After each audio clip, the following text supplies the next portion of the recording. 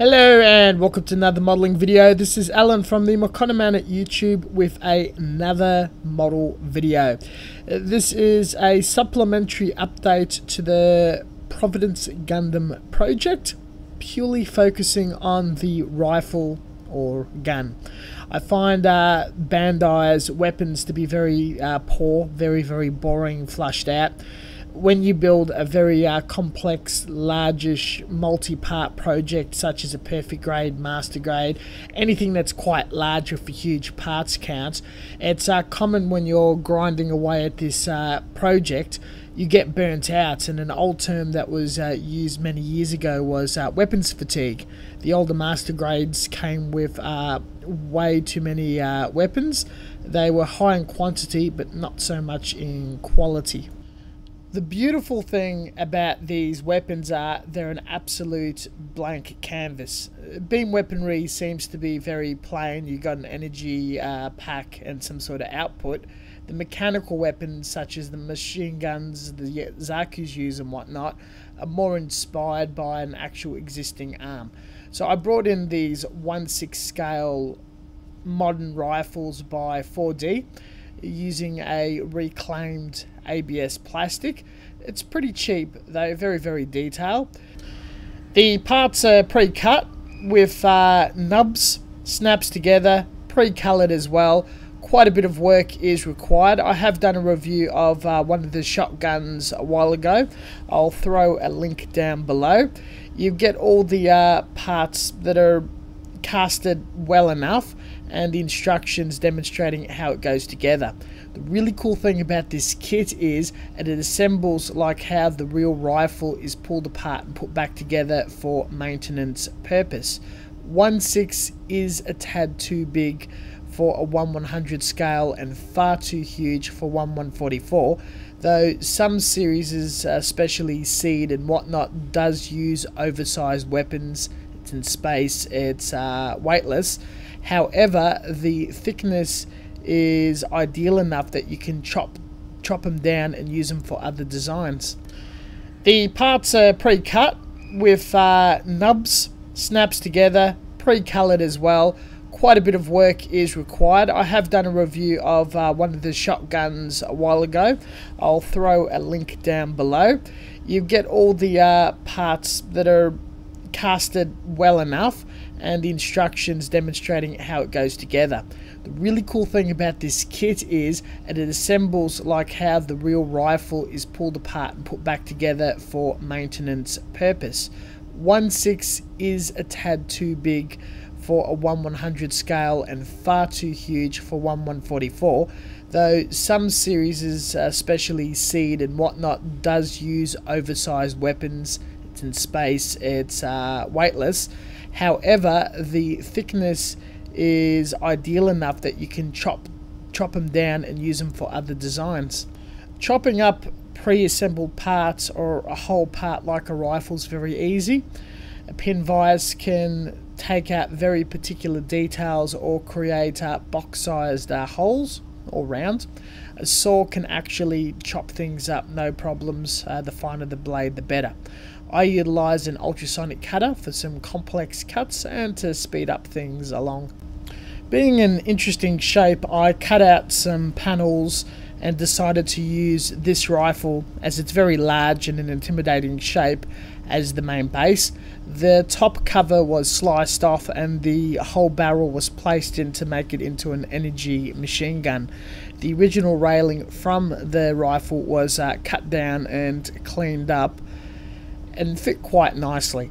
There was some bits and pieces, gaps, crude cuts. This was easily filled by applying it down with super glue, working with reclaimed ABS, and a couple of stages of putty. The dramatic step of the cover in the main rifle is a very interesting piece of detail. Sandpaper and files do clean up the rough slag of plastic that's melted or jagged through the cutting process. Analysing the rest of the components from the rifle, the top railing was thinned down and used on the very top of the Gundam rifle. The sides were cut up with the knife and filed down as flat as it humanly can be to be glued and placed on the sides where details are very barren, very flat. Many other small details, little knobs, adjusting mechanisms were rearranged and test or dry fitted in various components and aspects of the base rifle. As I started to run out of detailed pieces, the Gundam cannon rifle is quite massive compared to the 4D gun. It's a bit hard to stretch out the pieces in a realistic fashion. I introduced some Kitbashing modelling support goods, cross plate and some of the bar plates, as well as other bits and pieces. This helped fill some gaps where it didn't make any sense to have it just being flat or barren, plain panel-lined surfaces. With some of the other plates and flat detail that were glued on, the use of putty, especially liquid putty, was very helpful in forming or fusing the edges of the end of the detailed part into the base of the rifle. Before some of these larger plates could be fitted on, quite a bit of test fitting did go down to see what looked good, what didn't, and drawing in with the Gundam marker, stating roughly where I would like to place some detail. This was good when I walked away from the project and came back at a later stage. The putty also helped removing any existing detail that may be a hindrance to adding different aspects. Now, the 4D gun had a really interesting rifle butt, some sort of armpit shoulder rest and an extending mechanism. This was assembled as per how the 4D gun would have been put together, polished and sanded up to look pretty good. There was a bit of a texture. After painting, this looked like a very nice steel surface with gloss finish. The mounting point was added to the bottom of the rifle without any issue. At this point, a lot of work has gone down. A layer of primer was applied to look for any textures, misfitting large gaps. The top railing had very large holes, and some areas just had the seam or the joining part from the plate to the gun absolutely sink. This was before we applied more plates as well as the railing for the rear rifle butt. Once dried, the primer was polished and sanded back, a little putty was applied and sanded a second time, awaiting for another layer of primer to add extra layers of putty and sanding again until we've got an ideal surface to add the last plates of detail cut from the 4D machine gun. Finally, more layers of primer was applied once the construction process was finished, and a little bit of touch-up putty, polishing, sanding and another layer of primer was applied until we're pretty satisfactory to do a gloss metallic finish without seeing any obvious gapes, holes or imperfections. We've started off with a fairly boring Bandai rifle and kitbashing it with a model kit of a machine gun, 2 kits into one, complete kitbash project. Just add planning, foresight and a little bit of design. The primer used was Tamiya Surface Grey Primer, which is a lacquer, and applied via an airbrush thinned 50-50 with lacquer thinner. Immediately I've given it a base coat of gloss black as a final check for any imperfections, and that we're going to be laying down lacquer metallics. My favourite colour normally is a burnt iron, though I went for a tester's gunmetal and applied that also via airbrush. a few coats of clear coat, and a bit of shading of black smoke at the very bottom, a touch of silver at the top, and burnt iron here and there to give it multiple tones across such a large surface.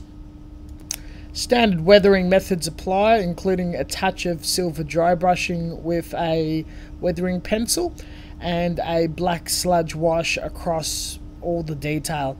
Various different decals were selected from Gundam sets and other military subjects. They were applied, clear coated and polished. There was about updating lacquer and acrylic clear coats, as well as polishing from 2000 to 7000 grit sandpaper to get that nice mirror wet look tone going. I do apologise that the colouring as well as the lighting is not ideal in this video shot, though the idea is to show off the different angles, decaling work and the sheen of the glossed finish from all that polishing. The beautiful thing about energy beam weapons from the Gundam universe is they're all remarkably very plain and simple. By laying multiple pre-cut sheets of styrene over each other and chamfering, sanding them up and scribing them can lead to your own design of rifles, though chopping up existing ones with their handles and snouts and then adding all sorts of detail from military kits, aircraft kits, cars, or even other Gundam or science fiction parts, random household goods or aftermarket detail bits, to detail, to chop, change, kit bash or create your own Gundam weapons is very, very possible with just the amount of interesting detail and things you can source online in the modelling world or even around your workshop or home. Weapons as well as shields is what brings that threat or combat appeal of robots or mecha, if it's mounted or being handheld on something that's a humanoid shape. Definitely be adventurous with it. It catches the eye. They're a different colour. Go up and beyond the Call of Duty. Don't really settle with what's given in the kit, as half the time they are fairly disappointing if you notice that fact or not. Thank you very much for watching. As always, until next time, stay tuned for further content. Hope you really enjoyed this video. It definitely is something different, and we'll catch you guys next time. See you later.